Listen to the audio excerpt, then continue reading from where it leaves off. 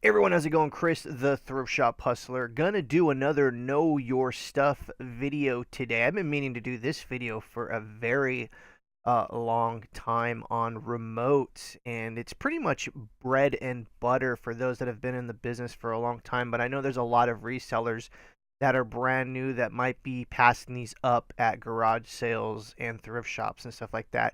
For the most part, I would say you're gonna find these more often at garage sales and yard sales on the cheap for sure.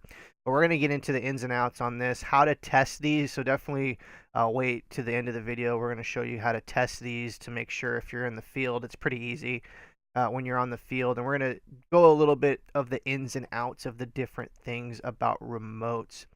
But once again, I'm Chris, the Thrift Shop Hustler. If you're new to the channel, please click the subscribe button at any time during this video. If you enjoy the content, please click the like button. And also your comments below definitely help. I love going through the comments. So at any point during this video, you have a question or just something fun to say or anything to say, really, just leave a comment below. So let's get right into it. Remotes, remotes, remotes. Remotes have been bread and butter for me for years. These are one of the things that I definitely look out for. They're easy money and they're relatively cheap when you find these at garage sales and yard sales. Thrift shops not so much because they want to charge maybe between $3 to $5, even more sometimes at thrift shops. So for the most part, you're going to find these on the cheap at yard sales if you can get them for a quarter, 50 cents, even $1 for some of these things. And let's get right into it right now about remotes. I love remotes. I've been talking about remotes forever. So anyways, we have a variety of remotes here. There's going to be all different types of remotes. There's going to be remotes for TVs. There's going to be remotes for VCRs, DVDs, Blu-ray players, video game consoles even, garage door openers.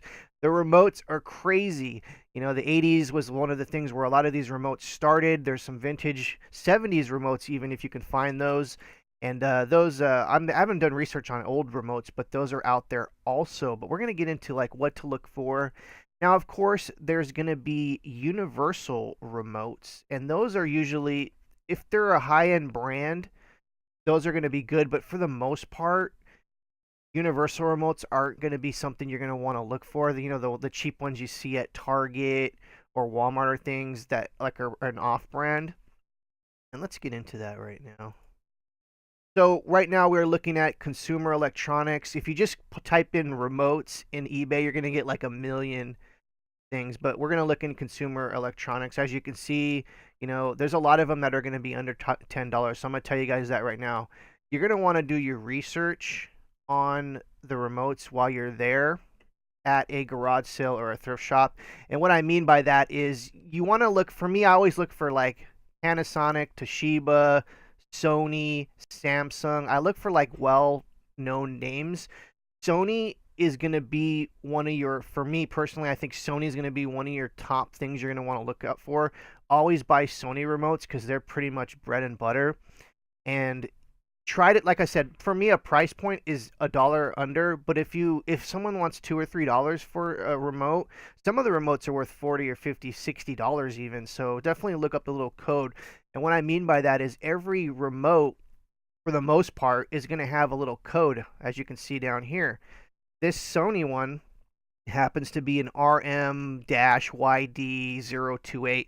Sony remotes and a lot of remotes for the most part are going to have a really weird serial number somewhere on them, whether it be on the front, on the back. Some of them even have them in the battery compartment. So if you cannot find the product ID number, look inside the battery compartment. Sometimes they're even on the sides. They're usually right in the front. They're easy to make. And if you're on the fly, you can easily look these up. But what I'm saying is if you can find, here's the thing for me. I don't even look up remotes for the most part anymore. If they're $1 or below, I usually just buy them if they're Sony, you know, Toshiba, any of those particular brands, Hitachi, like any of those like name brands. And if they're under $1, I just buy them because for the most part, the wheelhouse is usually $10. So, you know, you buy one for $1, $9.99 plus like, you know, two something shipping, one something shipping, and you're done. You know, you can do that all year long and make a ton of money doing that. And for the most part, like I said, name brand remotes, the wheelhouse is about $10, $10 to $15. Now, Sony has a lot of really high-end ones that can go for $40, even Samsung, a lot of that stuff. remotes can go for a pretty good amount of money. But so this is what you're going to look for, the like ID number, because it's going to represent the it's going to match to whatever it is, whatever it be, a DVD player or a stereo receiver. It's going to match it up by that remote number.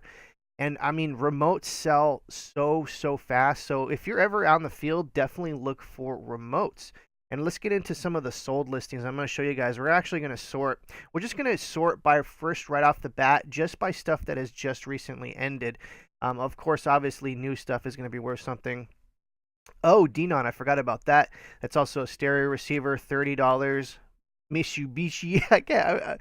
I always have a hard time saying that name. 1650. There's a Samsung 8. Here's a Denon, $70. Jeez, $70. Another Denon. So I guess look out for that brand. I totally forgot about that. Those are kind of like an old school receivers. Even Dish networks. I don't know. Like for me, I've always stayed away from like DirecTV remotes and things like that because they sell, but they don't sell as fast. You know, we got Amazon Fire. Here's the Sony one we just looked at right now, $30. Here's a Vizio. And this actually looks like a fancy Vizio. I would probably stay away from Vizio. Pioneer is another brand that I didn't say. And so for the most part, as you can see, the wheelhouse is going to be around $10, $15. And I'm telling you, they are definitely bread and butter items. So also you're going to want to look for if there's any battery compartment corrosion or anything like that, because definitely that'll affect it. Now you can clean corrosion out of a battery compartment. You can use like pure vinegar. I use Windex sometimes with a Q-tip, and it really cleans it up really fast. You always want to test your remotes also, and you're like, well, how the hell do I test a remote and I don't even have the receiver? Well, that's a great question. Let's watch this video real quick. I'm going to leave a link below to this video. I thought about making this video myself, and I just thought like there's probably a million of these videos, and there is. So, you know, maybe I'll make one. But anyways, so just real quick before I show you this video, what you do is you take your cell phone camera, you put batteries in the remote, and you shine the remote against your camera lens, and then you press the button. You'll see the UV. I think it's ultraviolet. No, it's not ultraviolet. There's some kind of I want to say UV, but that's not right. But anyways, you'll see the little mechanism that goes to the receiver, and I'll show you guys this right here real quick, and you'll see what I'm talking about.